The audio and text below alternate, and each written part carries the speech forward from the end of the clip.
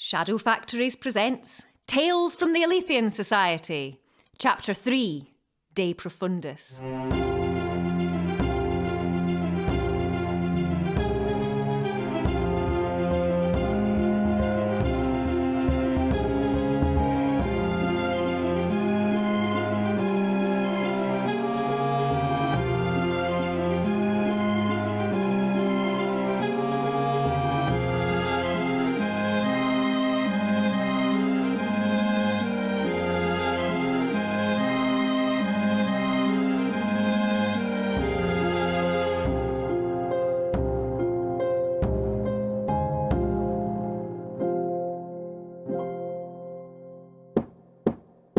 The tribunal summons its next witness to the sacred altar of truth, Lord Arthur Roxburgh. Lord Arthur Roxburgh, heed this summons. Could someone shake the witness awake, please? Sorry. I think I nodded off. What did I miss? You are called to testify at the trial of your chapter master, that this society may pass judgment on his fate, and whether or not you are to share it. Gosh, that sounds serious when you put it that way. Lord Arthur, tell us, in your own words, what transpired after first you entered the vaults of Hunter House. Oh, that. Yes, well, there we were, standing just inside the doorway, and Dr. Cadwallader was shouting, "Some blight has broken into the vault!" "By Jove, old fellow, I do believe they have." Somebody's tunnelled in from outside by the look of it. Not only that, it appears that several artifacts are missing from the shelves. How could this have happened? The location of the vaults is a closely guarded secret. Putting them directly under the chapter house certainly was a plan of Machiavellian genius. No one could possibly have expected that. This would never have happened in Dr. Pritchard's day. Lord rest his soul. Too busy selling off the relics to pay his debts to let anyone else get a look in, was he? I'll have no choice but to report it to the Society that there's been a break-in on your watch, Chapter Master. As a matter of fact, I don't believe it has happened on Herr Dr. Cadwallader's watch. We have been in Glasgow for less than 24 hours. It has rained all that time, as it has for most of the preceding week. There's a footprint on the vault floor by the tunnel entrance, which has dried into a solid lump of mud, and given the local loam composition and ambient humidity, the footprint could not solidify completely in less than 5 days. Therefore, the footprint, left at the time of the break-in, was present prior to the doctor's arrival. I say, Sophie, that's awfully impressive deducing. Also, they have dropped last Sunday's newspaper. I thought this blasted place was meant to be protected by all manner of wards and charms. What's the point of being a society of ancient Illuminati if we can't manage to keep a handle on our own wretched possessions? Oh, it's worded right enough, sir.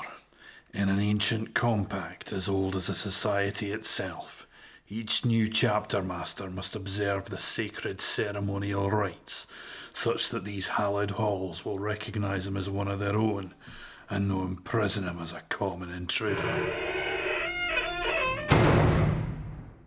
When were you planning on telling me about these sacred rites? I was getting round to it. We're locked in now, aren't we? So it would appear. I took a moment to calmly assess our situation. Oh God, we're trapped! Oh, for the sake of heaven, Arthur, don't be such a saddle goose. There's no need to panic. Mr. Gillespie still has the keys, after all. Good to know. Only problem is there's no keyhole on this side of the door. It's bolted tight shut from outside. And to think that only yesterday evening I was convinced I had reached the absolute nadir, the lowest conceivable point of human existence, and yet now I find myself locked in a squalid cellar with the four of you, and unto me a fresh hell is revealed. All right, big man, keep the heat. We simply need to remain calm and formulate a plan to best use the resources at our disposal to achieve our escape. Yes, but how? Not a week ago, this vault was breached by intruders unknown. There is no reason why we cannot retrace their steps to the outside, then make our way back to Hunter House, overland, and open the door from the other side. But what if they're still there? You have your service revolver, do you not? And do not forget, there's always Schwingen. Though, alas, you're not wearing your Schwingerhosen. Excellent plan. Indeed, one I was about to suggest myself. Very well. Miss Gordon, Roxburgh's, down the tunnel you go to carve a path to freedom. For myself, I will remain here and guard what treasures remain in case these cracksmen should return and complete their larcenous business. No, Herr Doctor, I shall remain also. We must make an inventory of the vault and ascertain what has been taken. Relics in the hands of the unwary might cause untold damage, and the sooner we know what to expect, the better. Sophie, I can't believe you'd leave me to go down that nightmarish tunnel alone. Hello? Except for the invaluable Miss Gordon, of course. Cheers, pal. All right, I'll go down the hole with your man there. See if we can find a way out that doesn't lead through a shit pipe into the Clyde. Mr. Gillespie, we're going to need the keys. No. What do you mean, no? No means no, hen. Gillespie, I fail to see how you expect the door of this prison to be opened without your cooperation. Kindly furnish Lord Arthur and Miss Gordon with the keys to this accursed vault immediately. No, Dr. Cadwallader, I can't do that. You see, Dr. Pritchard himself placed these keys in my hand when I first came here. He said to me, Gillespie, the sacred task of holding these keys I entrust unto thee, and I swore upon the good book I wouldn't lay them down till death should take me. Very well, down the hole with you too then. Though it occurs to me that these are desperate circumstances and extreme measures are required. Excellent, then it's settled. Now, there must be a catalogue around here somewhere. Well then, I suppose there's nothing for it but to make a move. Do or die, for Queen and country, eh, what? Once more into the breach, dear friends, Leon Macduff and all that. Are you coming or no? I boldly led the way into the darkness, willing to confront any hardship and danger ahead for the sake of those left behind. Gosh, it's dark in here. There could be anything in here with us if you stop and think about it. Watching, silently, from the shadows, waiting to make its move. Cold, bony fingers, extending to wrap themselves around our neck and drag us. Could you just... No. What is it? Oh, sorry. I walked into a big spiderweb. Shall I light the lantern then? Aye, maybe you'd better. I can't see us sneaking up on anyone when we're making this much noise anyway. That's much better already. Look, you can see pickaxe marks on the tunnel walls. Whoever dug this tunnel must have been working on it for months. They must have known exactly what they were looking for. Nobody would go to this much effort without being sure of a good payoff. But the Glasgow branch of the society was disbanded, and the house has been empty for years. There's been no one here but Gillespie, and surely he wouldn't have told anyone. Who knows what that crabbit old shite gets up to? Look, round this corner, it's opening up into Alder tunnels. They must have started digging for here. Surely it would have been terribly noisy.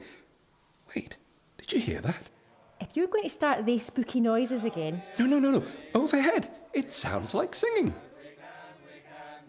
Meanwhile, my brilliant wife was hard at work identifying which of the Society's priceless artifacts had been taken. But everything is in disarray. Not only have they stolen from us, they have willfully misarranged the artifacts on the shelves so that it is impossible to tell what is what. Look, here is a label marked the Grim King of Trondheim, but it is next to a small ceramic vase, clearly of South American manufacture, which appears to contain beef jerky. And yet, over here is an artifact labelled Capachoca urn, when it is clearly a lapis scarab, probably of the 22nd Egyptian dynasty. I wonder if there's anything here that might open the door. No, that is to say, not if you value your life and your sanity. Have a care what you touch in this place. Better yet, touch nothing at all. I take it this is once again a manifestation of your contempt for the female of the species. I assure you, Herr Doctor, my intellect and fortitude are as robust as your own, and I do not shirk from any danger endured for the Elysian Society's sake. Perish the thought. No, madam, I merely offer you fair warning that the relics of this nature are invariably cursed. But how do you know such a thing? My dear Lady Roxburgh, are you so naive as to believe that if these artifacts might be safely wielded, our august brethren of the Society would hesitate to equip themselves with every relic they could lay their clammy mitts upon? No, items of this nature are kept safely under lock and key, where they can neither tempt nor harm, to be withdrawn only in times of direst need, perhaps not even then. I thank you for your concern and for warning, Chapter Master. I regret that my motivations are purely selfish. I have no wish to serve the remainder of this term of imprisonment with a gibbering mindless wreck, nor with a shambling corpse. Your company, tedious as it is, remains marginally preferable to either. Your behavior, sir, is outrageous. Madam, I care as little for your outrage as I do for your good opinion. Now kindly return to your pointless make-work and leave me to my hip flask, wherein I hope to find some small measure of solace. Strong drink dulls the wits and enfeebles the mind. So I hope, Lady Sophia, so I hope. All at once I was struck by an angelic refrain from above our heads, a haunting threnody that recalled my halcyon Cambridge days.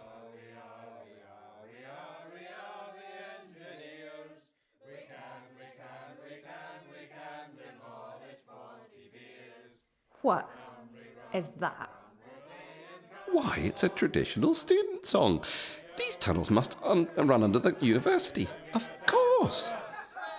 And what's beer and rum got to do with the university? You've not had much exposure to higher education, have you, Jessie? Is that what you studied then? Engineering? Oh, heavens no. I did a proper degree. Music and classics. And musical classics. Like, roll out the barrel, my old man said follow the van, that kind of thing? Not music hall classics, no. The classical greats, Bach, Mozart, Haydn.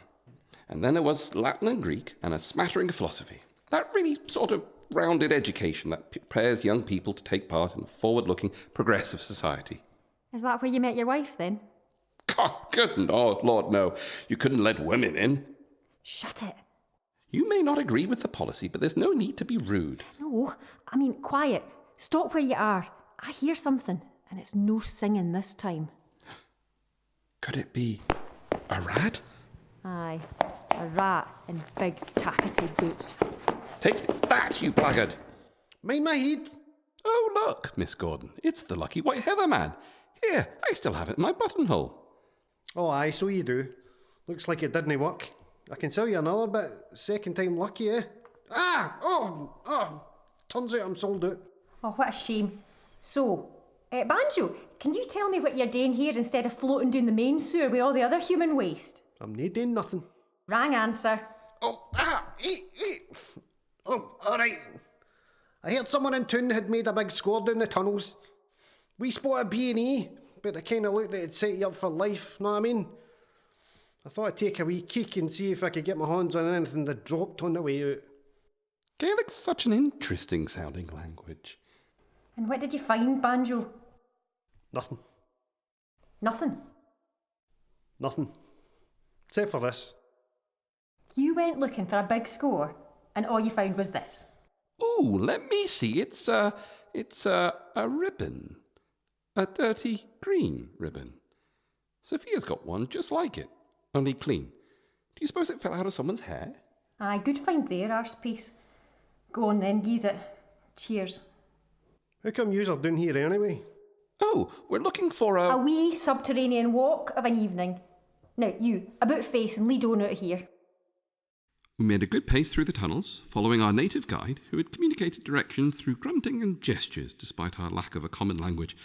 I was ever mindful of the march of time, and the suffering of my dear wife and Dr. Cadwallader back in the vault. Herr Doctor, I've made a breakthrough. I found the book wherein is catalogued all the artifacts of the collection. I spotted it at last on the second shelf down in the cabinet nearest the door. How did you know that? My keen hunter's eye spotted the volume as we entered the vault. Every vault in every chapter house in the British Empire is built to be identical. It's so the members can find their way around no matter where in the world they go, including the location where the catalogue is stored. But regardless of your pathetic need for self-aggrandizement, Herr Doctor, why did you not tell me this before? What, and deny you the pleasure of the hunt? At least while you sought it, I was spared your inane chatter. All good things, alas, come to an end. But I have wasted these hours looking for it. We are all wasting our time in this accursed place.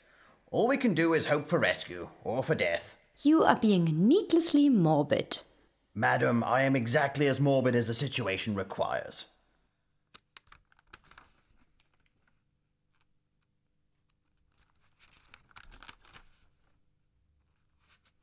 This is hopeless. The standard of documentation is execrable, and even with the ledger, it will take months to identify what has been taken. There's nothing for us to do but wait for the rescue. It seems that for once we are in agreement. Wait a moment. Move the book a little closer. Have you, on your admittedly incomplete inspection of the vault shelves, encountered anything that might be described as a wishing bottle? No, but as I have said, everything is in disarray. Here at the bottom of this page. DSA number 325. Glass with wax stopper, thought to be Hawaiian in origin. And what is so remarkable about that? Why, nothing whatsoever, except for the fact it has been signed out from the vault no fewer than 6 times by none other than the late Dr. Pritchard in the 3 months preceding his arrest and trial, the final time the very day he murdered his wife. Gillespie, attend me!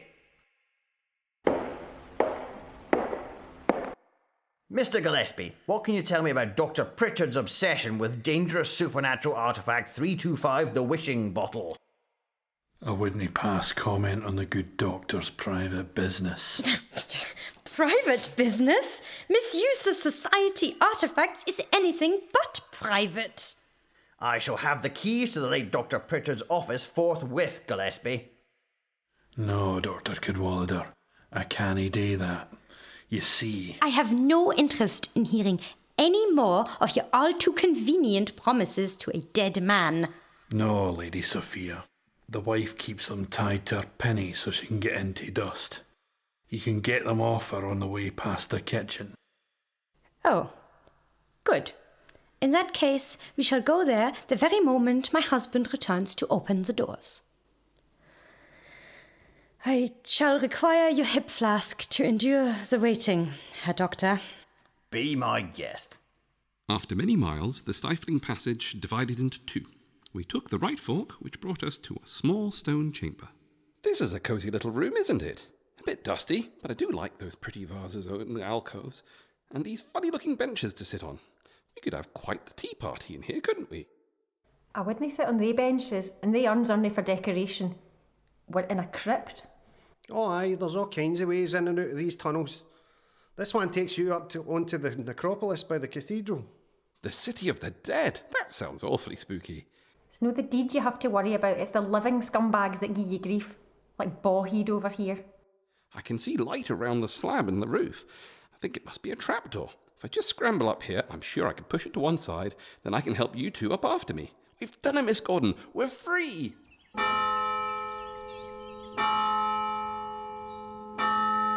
And so we commit our brother's body to the earth with a glad heart, to sleep until the day of resurrection, when the earth shall give up her dead.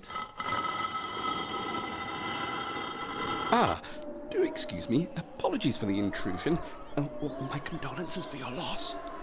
It's the end of days! Beg your pardon, just passing through. Billy! What are you doing? Back for the deed? Will I still get your pension? Make a note. Desecration of graves, destruction of church property, grievous bodily harm to a man of the cloth. I did not lay a finger on him. The clumsy oaf tripped and fell into an open grave as he ran away. What you fail to understand, Lord Arthur, is that the society will no longer tolerate scandal. For each of your acts of folly, a price must be paid. I've got a couple of sovs in my waistcoat pocket, if that's any help. This reckoning cannot be paid in coin. That's a no thank you then, is it? Your testimony, Lord Arthur. Where was I? Oh, yes. when at last we emerged from the Stygian abyss, we dismissed our guide with our grateful thanks. Sling your hook, Fanny Boz. With great haste, we returned to the west end of the city and the welcoming facade of Hunter House. Godalming, open this door immediately! Very good, sir. And now, to the vault! Hohe Tannenweisen die Sterne, an der Isar schäumender Flut liegt das Lager auch in weiter Ferne. Doch du Sophia, Dr. Cadwallader, we're back! The Lord has shown his mercy at last. The door boy, quickly! Arthur, dearest, embrace me. Oh, dear God, no. What have you been rolling in this time? We might have got a wee bit sewery on our trip. Sorry, we didn't have time to change. You look all pink-cheeked, Sophia. Have you been busy? During your interminable absence, we have unearthed a valuable clue to guide our investigation. Oh, well done, chaps. Where to now, then? To Dr. Pritchard's office, via the kitchen to collect the keys. And a pot of strong black coffee. Gillespie, ensure the artifacts are carefully packed and removed from the vault. Then engage a contractor to repair the wall. In the meantime, perhaps you could coax that shrieking thing from under the stairs down here with a pound or two of haggis. If that blasted noise doesn't deter any prospective robbers, nothing will. After a quick scrub down for me and an unexpectedly large cup of coffee for Sophia, we reconvened at the door to Dr. Pritchard's office.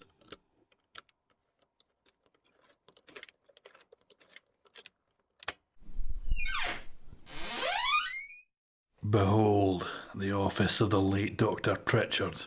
Lord rest his soul. You've kept this place like a veritable shrine, Gillespie. Looks as though it hasn't been disturbed since Dr. Pritchard was last here. Aye, it's all just as he left it. A tribute to the great man, taken from us before his time. The man who was sent to the gallows for the murder of his wife and mother-in-law. Anyone can make one mistake.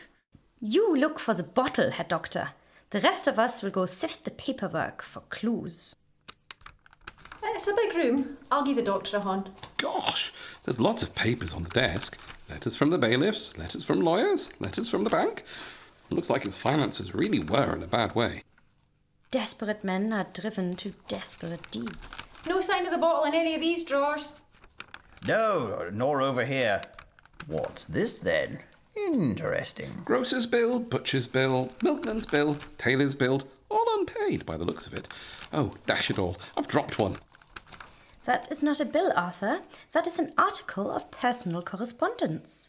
Give it to me. Dated a week before the death of Mrs. Pritchard, unless I am mistaken. It appears to be from a Dr. Patterson. Are you going to read it out so we can all hear? Yes, of course. My dear William, I am sorry to have to write to you on this matter, but I do so in the desperate hope that you will pay greater heed to my written word than you have to my attempts to speak with you in person of late. I am a man of science and not given easily to superstition, but I can say with all honesty that this fixation with the occult has cast a shadow over you that no light seems able to touch. If you will not speak with me, then confide in your wife, or, if not her, then an alienist, or, God help us, William, even a priest, for I fear what is to come if you continue upon this dark journey. I do not hold out much hope of a reply, but I shall count my effort rewarded if you will only reflect for a moment upon what I have written, and remember that I am, and always will be, your friend, James Patterson. Well now, that's a bit of a find. What do you suppose this Dr. Patterson meant by that? It should be perfectly obvious to anyone with more than a vestigial nubbin of a brain that this Dr. Patterson is a Nolusman, who has somehow got wind of Dr. Pritchard's association with the society. Was there no Dr. Patterson gave testimony against Dr. Pritchard at the trial? There must be transcripts of the trial somewhere. At the High Court, if nowhere else. You didn't have to go that far, Lady Sophia. I have all the newspaper clippings for the good doctor's trial in my scrapbook. I kept it by my bed to read myself to sleep. Do you want a wee keek at it? Save it for your wife, Gillespie. We're no coming to your room to look at your etchings. What in heaven's name is that? It sounds like it came from the cupboard. Och, don't mind that. It's just Dr. Hunter. You must have woken him up. As long as you toss a wee bit of tripe into his jar now and again, he's quite happy. Are you all right in there, Wally? Yeah, that's a good lad. You are trying to tell us that the most celebrated anatomist of the age is in a jar in that minute cupboard? Aye, as he does anyway. Think of it as his way of giving back a wee bit to the anatomy department. I think I'd like to leave now. A sentiment we share, although I wager I have a longer distance in mind than you do. Very well, Alethians, to the parlour with you, where I shall join you after a moment's solitary reflection. You are lying. You are going to take laudanum. Needs must when the devil drives, Lady Roxburgh, and after the events of today, I fear he may be hot on our heels.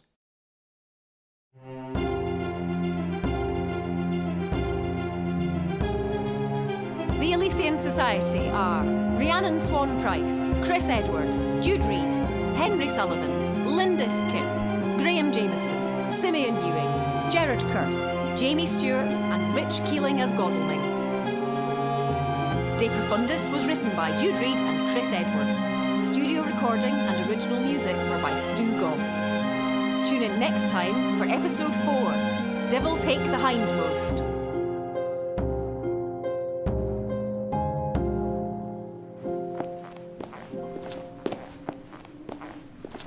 Oh man, it's full of treasure and it's wide open. I knew that hoor Jessie was hiding something down here. Oh, it's the big score for you, Banjo. Time to fill your boots.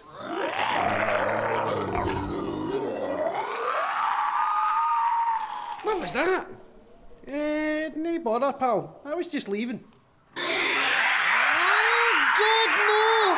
Ah, my head!